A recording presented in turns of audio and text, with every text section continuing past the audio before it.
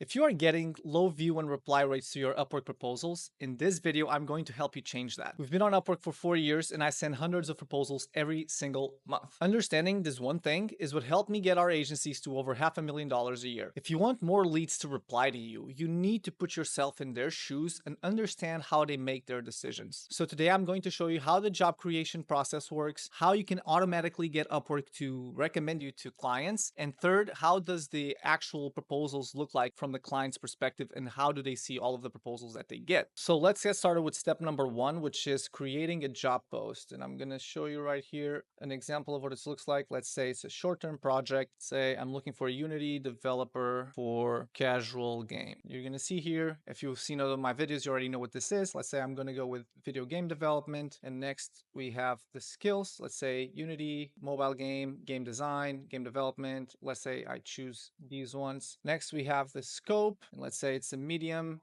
1 to 3 months, and I'm looking for intermediate. Let's say no, not at this time. And now we're going to see the budget. As you can see here, Upwork is already going to start with recommendations as well in terms of the pricing. So these are the ranges, and the more bright the color, the more volume of freelancers there are with this specific hourly rates. So you can see here just at the start how Upwork is setting you up and making these choices. Let's say I'm going to go for, let's say I go 30 to 40, for example. Now I'm going to go over here and I'm just going to go and paste a job description. I'm going to skip this. I'm just going to use one of my other job posts just to make it easier.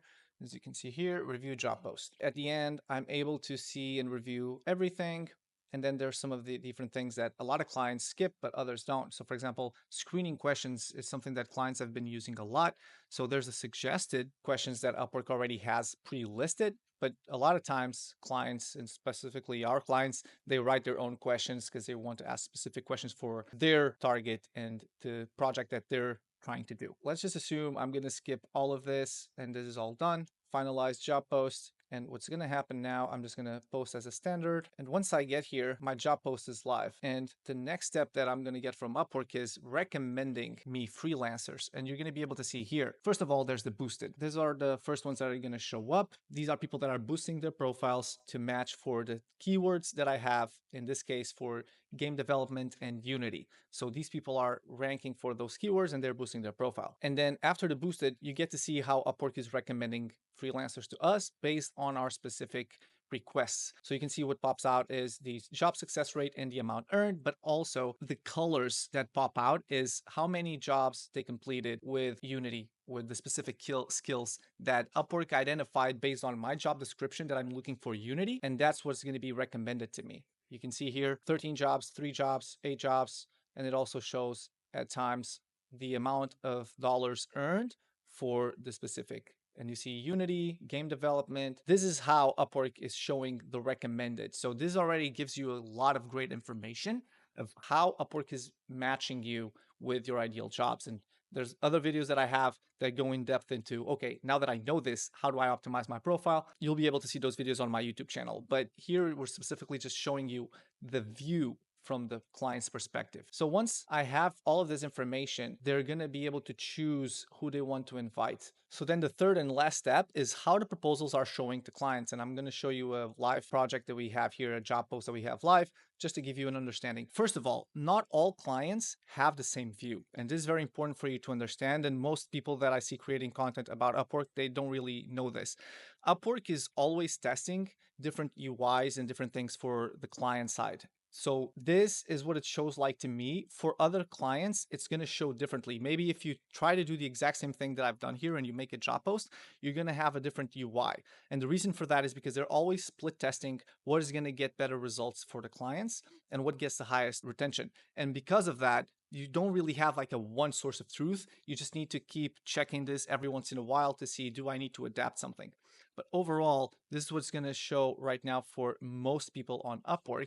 And you can see, first of all, I have the boosted profiles, but you get to see what shows up when somebody is making the decision between the different proposals. And in this case, I only have 4 because we already cleaned the rest up. But you can see it's going to show the picture that you have here. So none of these really stand out to me. None of these are like great profile pictures. I would say this and this one are the best ones. These are not that great if it's even just like just so unprofessional. Then the other thing that is going to be highlighted is the best match, which if you've seen my other videos, is based on their past work history and the keywords and skills that they have on their profile. Then you have this summary of their earnings and jobs completed. So this is validation that, but this doesn't really pop out as much. The things that you can see here that pop out the most, just think about it as a client. This is in green, so it can see that has jobs that are similar. So, okay, this makes me want to read it. Once you click on this, this is the first step, right? So this is the first thing that you want to win. First step is, these are all the proposals. How do I get them to view? So that's going to be based off of this information right here, and then this beginning of the cover letter right here. So as you can see, they can only see the beginning of your cover letter. They can't see all of it. So you need to make this beginning of your cover letter as attractive and in a way clickbaity. You just think about it as any other way that you're trying to outreach to a client. In a sea of proposals, in this case, I only have 4, but most of the times we have 50 proposals for any job post that we make. So how do you stand out? So these are the first words that are going to be seen, and that's what's going to get them to view, which is clicking the proposal. This is what's considered as viewed. Then, as you can see, the first thing that is going to show up is not the cover letter, is the answers to the custom questions that I showed you. So that is why it's important to answer these properly and adequately. And as you can see, we asked for a 16-minute loom. This person, I already can tell, I'm not going to hire this person because they didn't even, I just asked them to record a loom and this is their reply. So I'm not hiring this person for sure. Then once they answer these questions, then it comes into the cover letter, and then they're going to see the specialized profile that you applied for the job with. The key to getting a reply is these need to be dialed in, as well as your cover letter should induce the client to reply to you. It should lead to a reply. And then your profile, the most that it needs to is to validate that you're an expert, right? Because by this point, if they read so far, then they're already interested in you as a potential solution for this job. Now, if you want to go deeper, a lot of the clients then are going to come over here to see, okay, is this guy really all about it? And that's where they go and see your earnings in more detail, as well as your actual description on your profile. And if they keep scrolling, they will see the work history